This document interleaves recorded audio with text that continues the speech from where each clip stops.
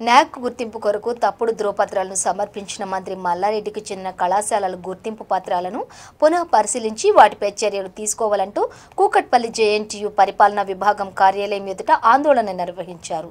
మంత్రి మల్లారెడ్డిని పదవి నుండి బర్తరఫ్ చేయాలని డిమాండ్ చేశారు. అనంతరం యూనివర్సిటీ రిజిస్ట్రార్ మంజూర్ హుస్సేన్ కు మల్లారెడ్డి కళాశాలలపై చర్యలు తీసుకోవాలంటూ వినతి పత్రం అందజేశారు. మంత్రి కళాశాలలపై కమిటీ ఏర్పాటు చేసి విచారణ జరుపుతామని రిజిస్ట్రార్ హామీ ఇవ్వడంతో విద్యార్థులు ఆందోళన విరమించారు. ఈ సందర్భంగా ఏబీవీపీ నాయకులు మాట్లాడుతూ మంత్రి మల్లారెడ్డి తప్పుడు పత్రాలతో కళాశాలల గుర్తింపు పొందేందుకు ప్రయత్నించడం సిగ్గుచేటని అన్నారు. జేఎన్టీయూ అనుబంధంగా ఉన్న మంత్రి కళాశాలలపై చర్యలు తీసుకోవాలని డిమాండ్ చేశారు. లేని యెడల యూనివర్సిటీ ముట్టడి చేపడతామని హెచ్చరించారు.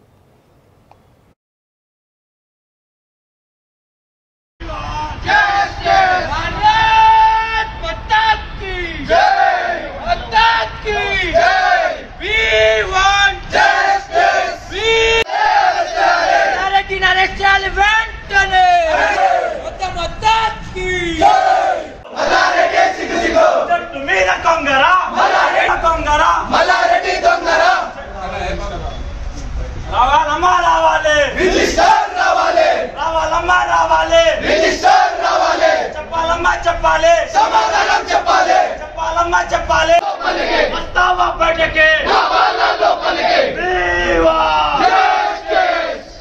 మంత్రి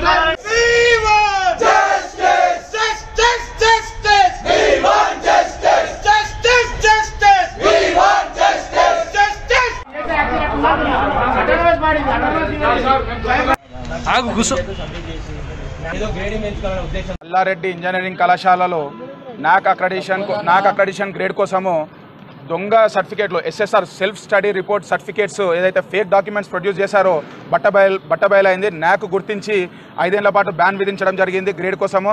అదేవిధంగా వాళ్ళు మల్లారెడ్డి ఇంజనీరింగ్ కళాశాలలో ఏవైతే ఉన్నాయో జేఎన్టీ గతంలో అప్లై చేసిన సర్టిఫికేట్లు కూడా క్షుణ్ణంగా పరిశీలించాలని చెప్పి ఏబీపీ డిమాండ్ చేస్తూ ఉంది.